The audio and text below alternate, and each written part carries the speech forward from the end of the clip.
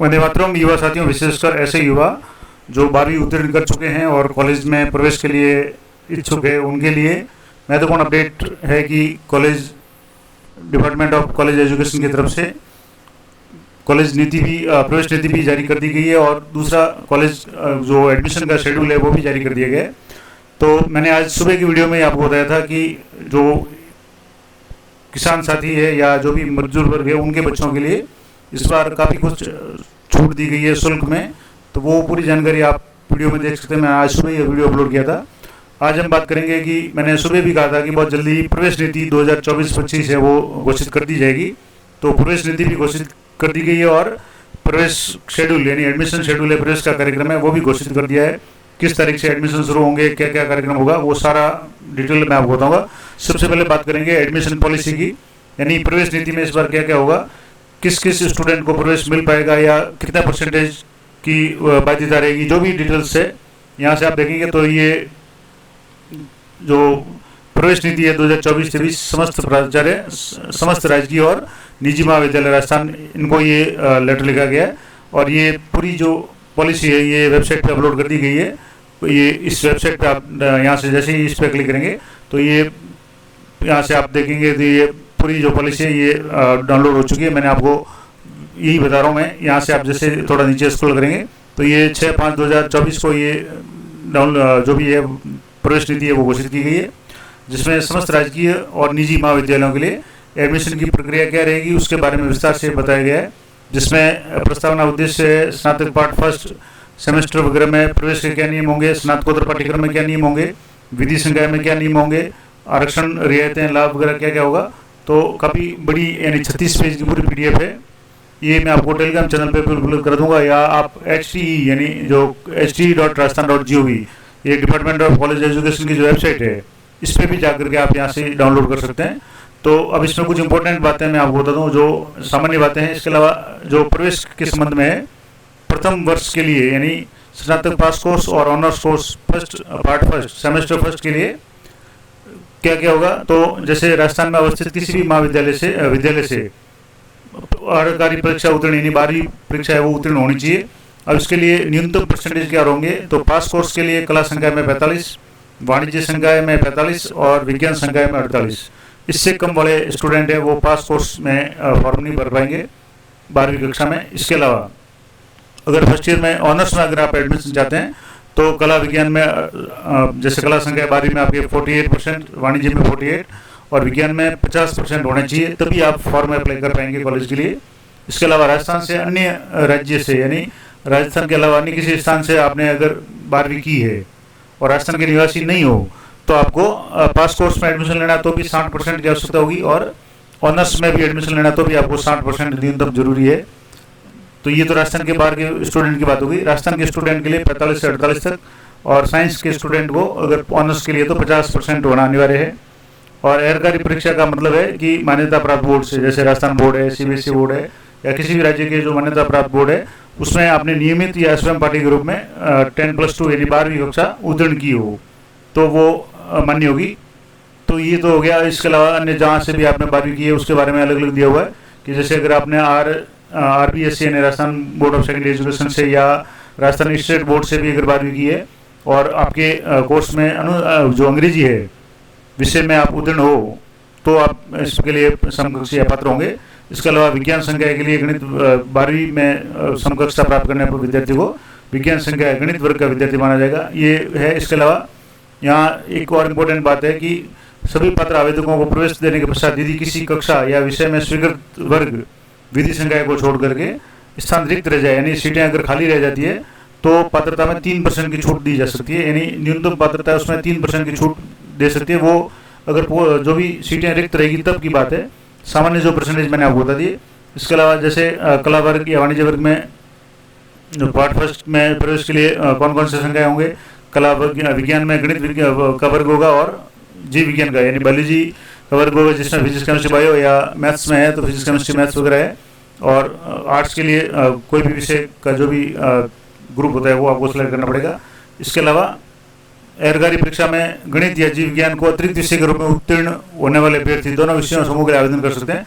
यानी मान लो आपने जैसे 12वीं में विज्ञान थी, आपकी बायो थी और गणित एक्स्ट्रा विषय के रूप में आपने लिए, तो आप मैथ्स और साइंस और बायो दोनों फैकल्टी में आप आवेदन कर सकते हैं। कृषि पाठ्यक्रम के संबंध में भी इसमें डिटेल में दिया हुआ है कि अगर आपने 12वीं एग्रीकल्चर से की है तो विज्ञान संकाय में प्रवेश के लिए संबंध जो भी विश्वविद्यालय उसके नियमों का पालन किया जाएगा। लेकिन पात्रता 2.1 के अनुसार, यानी पात्रता का मतलब परसेंटेज है वो न्यूनतम 48 या 50 जो भी है वो रहेंगे। तो ये कुछ नियम हो गए। अब इसके अलावा जो भी सीमा है वर्ग की, यानी सेक्शन है, तो जो सेक्शन होगा एक वर्ग का वो अधिकतम 80 विद्यार्थियों को होगा और विज्ञान में प्रत्येक संकाय या विषय के एक सेक्शन है वो 70 विद्यार्थियों को प्रवेश दिया जाएगा। इसके अलावा अन्य जो भी है जैसे अंतराल के बारे में है कि अर्हकारी परीक्षा उत्तीर्ण करने के पश्चात, यानी अगर मान लो जैसे आपने 12वीं उत्तीर्ण की और 1-2 साल हो गए तो क्या होगा, तो 2 अकादमिक सत्रों से अधिक अंतराल व्यतीत होने पर नियमित या स्वयं पाठी आवेदक को अगली कक्षा में प्रवेश की अनुमति नहीं दी जाएगी। यानी अगर 2 साल से ज़्यादा का आपका गैप हो गया है 12वीं उत्तीर्ण करने के बाद में, तो आप फॉर्म नहीं भर पाएंगे, ये जरूर ध्यान रखें। अंतराल संबंधी जो उपयुक्त नियम मूक बधिर, दृष्टिहीन विद्यार्थियों और महिला विद्यार्थियों पर लागू नहीं होंगे। इसमें ये भी एक छूट है कि अगर कोई स्टूडेंट है वो मूक बधिर है, दृष्टिहीन है या महिला अभ्यर्थी है, तो वो कितना ही गैप हो उस गैप के बाद भी आवेदन है वो कर सकती है। अब संकाय या विषय परिवर्तन के संबंध में भी यहाँ स्पष्ट नियम है। कई बार कई स्टूडेंट्स की कई तरह की जो क्वेरीज होती है, कई बार फोन आता है कि एक संकाय चेंज करें तो क्या होगा, विषय परिवर्तन करें तो क्या होगा, या 2 साल का गैप है आप कॉलेज करना चाहते हो तो क्या होगा। तो ये वीडियो आप पूरा ध्यान से देखें या ये PDF पूरी आप अवलोकन करेंगे तो आपको सारी चीज़ें क्लियर हो जाएगी। इसमें एक और इम्पोर्टेंट बात है कि किसी भी संकाय में प्रवेश के बाद संकाय परिवर्तन के इच्छुक विद्यार्थियों के आवेदन पर तभी विचार किया जा सकेगा जब इच्छित संकाय की कक्षा में स्थान रिक्त हो।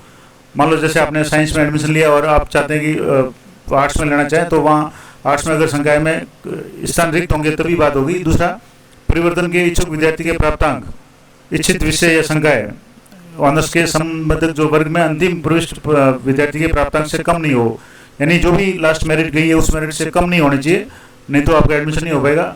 इसके अलावा संकाय परिवर्तित इच्छित संकाय में प्रवेश की पात्रता पूरी करना परिसंभव होगा, यानी जो भी पात्रता है, मान लो जैसे साइंस में तो 50% की पात्रता है या 48% आर्ट्स की जो भी है वो होनी जरूरी है।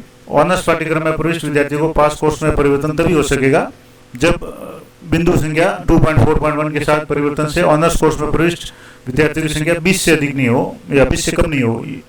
इसके अलावा संकाय या विषय परिवर्तन के लिए अनुमति केवल विषय संयोजन सब्जेक्ट कॉम्बिनेशन में स्थान उपलब्ध होने पर एक बारी दी जाएगी। मान लो जैसे सब्जेक्ट कॉम्बिनेशन का मतलब जैसे आर्ट्स की बात करें तो जैसे हिस्ट्री, हिंदी, पॉलिटिकल ले लिया, उसमें अगर मान लो कोई पॉलिटिकल छोड़ करके ज्योग्राफी लेना चाहता है या और कोई लेना चाहता है, तो जो भी स्थान रिक्त होंगे उस कॉलेज में फैकल्टी में उसी के अनुसार उनको प्रवेश दिया जाएगा, उसमें भी वरीयता के आधार पर प्रवेश दिया जाएगा। इसके अलावा विषय परिवर्तन के इच्छुक या तो संकाय या विषय, अब दोनों बातें हैं। संकाय का मतलब आप जैसे साइंस से आर्ट्स में जाना चाहते हैं, कॉमर्स में जाना चाहते हैं या विषय अगर चेंज करना चाहते हैं, तो इच्छुक विद्यार्थियों को निर्धारित समय अवधि में जो भी प्रवेश कार्यक्रम में उल्लेखित होगी, मैं प्रवेश कार्यक्रम का अलग से पूरा टाइम टेबल बता दूंगा, तो उसमें उसी अवधि में आपको 200 रुपये का शुल्क देकर के जमा कराना है। समय पूरा होने के बाद में आप अपना विषय या जो भी संकाय फैकल्टी है वो चेंज नहीं कर पाएंगे, ये जरूर ध्यान रखें। और समान प्रतिशत होने पर क्या होगा, तो अगर मान लो कोई 2 स्टूडेंट है उनके प्रतिशत समान है, तो जो भी उसको अगर कोई बोनस वगैरह अंक मिलते हैं तो बोनस वाला जो भी बोनस रहित अभ्यर्थी है वो ऊपर क्रम में होगा। यानी एक तो सीधे परसेंटेज है, प्योर परसेंटेज, और एक बोनस के साथ किसी को परसेंटेज हो रहे हैं, तो जो प्योर परसेंटेज होंगे वो बोनस वाले से यानी बोनस रहित अभ्यर्थी से ऊपर रहेगा। मान लो किसी स्टूडेंट के 85% है और किसी के 70 है प्लस 5 नंबर का कोई बोनस मिल रहा है, तो प्योर जो 70 वाला या 85 वाला होगा वो ऊपर रहेगा। इसके अलावा ये जो भी नियम है ये सामान्य नियम है। इसके अलावा जैसे स्नातकोत्तर पाठ्यक्रम है, अगर आप MA, MCOM, MSc में एडमिशन लेना चाहते हैं तो आपके अर्हकारी परीक्षा यानी BA फाइनल, BSc फाइनल में न्यूनतम 48% होने चाहिए, या आवेदित विषय में मान लो एक विषय में MA करना चाहते हैं तो या तो पूरी BA में आपके 48 होने चाहिए, या मान लो जैसे आप MA में एडमिशन लेना चाहते हैं तो आवेदित विषय में न्यूनतम 55% होना चाहिए। और पात्रता समस्त संकाय के अर्हकारी परीक्षाएं उत्तीर्ण कोई भी है वो पात्र हो सकता है MA के लिए, यानी अगर आपने BSc किया तो भी आप MA कर सकते हैं। और इसके अलावा जैसे MSc के है तो जैसे MA और MCOM में सीधी सी बात है कि MA और MCOM में BSc वाला भी फॉर्म भर सकता है, BA वाला भी फॉर्म भर सकता है, लेकिन साइंस की बात करें अगर आप MSc करना चाहते हैं तो आपके जो भी ग्रेजुएशन है उसमें साइंस का विषय होना जरूरी है, यानी विज्ञान संकाय से अर्हकारी परीक्षा आपके साथ उत्तीर्ण होनी चाहिए और विज्ञान विषय उसमें होना जरूरी है। तो ये जरूर ध्यान रखें। कि अगर आप एमए करना चाहते हैं तो आप एमए तो आपके चाहे बीएससी हो, बीए हो, एमए कर सकते हैं, लेकिन एमएससी करना चाहें तो आपके बीएससी होना जरूरी है। और राजस्थान के बाहर का कोई भी अगर स्टूडेंट है तो उसको एयरगारी परीक्षा में 60% होने चाहिए, और एमए एमकॉम के लिए जो भी परीक्षा है और एमएससी के लिए आवेदित विषय के साथ में जो भी परसेंटेज वगैरह है वो होने जरूरी है। और एयरगारी परीक्षा का मतलब हो गया 10+2 के बाद में 3 साल का स्नातक की यानी ग्रेजुएशन की जो पूरी पढ़ाई है या परीक्षा है वो उत्तीर्ण होनी चाहिए। बाकी जो भी नियम होंगे वो सभी समान लागू होंगे। और परसेंटेज के मामले में जैसे महिला अभ्यर्थियों को और तालिका ये 3.1 में जैसे दिव्यांग वगैरह है वो बुद्धि है उनको 5% की छूट दी जाएगी। तो ये सभी क्षेत्रों में होगी, यानी फर्स्ट ईयर में भी होगी और एमए वगैरह के लिए भी 5% की छूट होगी। इसके अलावा जनजातीय उप योजना यानी जो ट्राइबल एरिया है उसमें स्थित महाविद्यालयों में न्यूनतम प्राप्तांक में 5% की छूट दी जाएगी। इसके अलावा कुछ और इम्पोर्टेंट बातें हैं, जैसे पेपर्स या कक्षा में वर्ग या विषय की सीमा, तो जैसे पोस्ट ग्रेजुएशन की बात करें तो स्नातकोत्तर में एक वर्ग में अधिकतम 60 और न्यूनतम 20 अभ्यर्थियों को प्रवेश दिया जाएगा, रेगुलर जो क्लासें होगी उसके लिए। और विज्ञान संकाय में भी जो भी निर्धारित स्थान है उसके अनुसार प्रवेश दिया जाएगा। और महिला महाविद्यालय में स्नातकोत्तर विषय में एक वर्ग में विद्यार्थियों की न्यूनतम संख्या 10 होनी जरूरी है। ये बाकी अन्य जो भी डिटेल्स है आप एक बार अच्छी तरह से देख लें। और वरीयता है तो वो वरीयता भी जो भी परसेंटेज होंगे ग्रेजुएशन के एमए के लिए तो उसके अनुसार एडमिशन दिया जाएगा। तो ये कुछ इंपॉर्टेंट बातें थी। पूरी पीडीएफ मैं आपको टेलीग्राम चैनल पर उपलब्ध करूँगा क्योंकि काफ़ी बड़ी ये पीडीएफ है। और एक विषय से दूसरे विषय में अगर आप स्थानांतरण करना चाहें, जैसे जो ग्रेजुएशन या फर्स्ट ईयर का जो प्रोसेस है वो होगा, वो एमए प्रीवियस में भी होगा, तो 200 रुपये का आप शुल्क जमा करा करके निर्धारित तिथि तक आप अपना आवेदन कर सकते हैं यानी विषय परिवर्तन के लिए। विधि संकाय में भी लगभग सेम नियम लागू होंगे। फर्स्ट ईयर के लिए जो भी है आपकी न्यूनतम योग्यता है जिसमें 45% वगैरह होनी चाहिए, और अन्य जो भी डिटेल्स है वो नियमानुसार आरक्षण वगैरह है, 5% की छूट वगैरह जो भी नियम है वो सारे लागू होंगे। इसके अलावा पंचम भाग में प्रवेश के जो सामान्य नियम है कि पूर्ण आवेदन नहीं हो, यानी आवेदन पहली बात तो ऑनलाइन होगा, आपको पूर्ण आवेदन भरना है और जो भी शुल्क वगैरह है आपको निर्धारित तारीख तक जमा कराना है। और इसके अलावा आपको जैसे जो भी सर्टिफिकेट वगैरह है, चरित्र प्रमाण पत्र है, वो भी आपको लगाना पड़ेगा साथ में। दुराचार या इस तरह का गाली गलौज वगैरह का दोषी आपके पास नहीं होना चाहिए। रैगिंग संबंधित कोई भी गतिविधि में आप भाग नहीं लें, ये भी जरूरी है। इसके अलावा राजस्थान का अगर निवासी है तो उसके लिए जन्म प्रमाण पत्र के आधार पर आप अपना जो भी मूल निवास प्रमाण पत्र है वो आप जरूर प्रस्तुत कर लें, या अभी नहीं बनाया है तो ये यथाशीघ्र बना लें। और भी जो डिटेल्स है इसमें जैसे स्नातक पाठ द्वितीय और तृतीय, यानी जैसे ये तो फर्स्ट ईयर के वो नियम हो गए। सेकंड ईयर थर्ड ईयर में तो जो भी एयरगारी परीक्षा है, जैसे आप सेकंड ईयर में आवेदन करना चाहते हैं तो फर्स्ट ईयर के लिए जो भी नियम वगैरह है, या आप रेगुलर एडमिशन है तो कोई समस्या नहीं है। निर्धारित तारीख तक अपना शुल्क वगैरह है उसके लिए अलग से प्रोसेस होगा, अलग से टाइम टेबल जारी होगा। अभी जो टाइम टेबल जारी हुआ है वो फ्रेश एडमिशन यानी फर्स्ट ईयर और या MA previous, MSc MCom previous के लिए जो भी है वो लागू है। इसके अलावा जो भी अनुत्तीर्ण विद्यार्थी है तो उनको उसी संकाय या फिर संकाय उसी कक्षा में प्रवेश देनी होगा, यानी अगर आप फेल हो गए तो प्रवेश नहीं होगा।